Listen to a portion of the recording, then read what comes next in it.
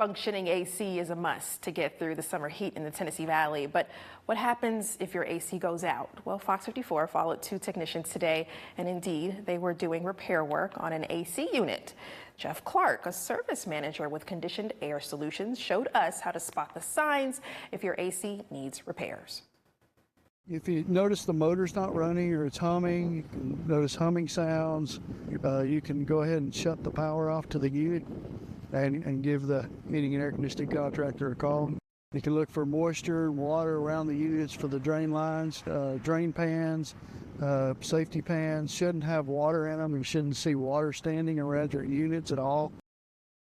Clark added that preventative maintenance is important to keep your unit running and that it should be done twice a year.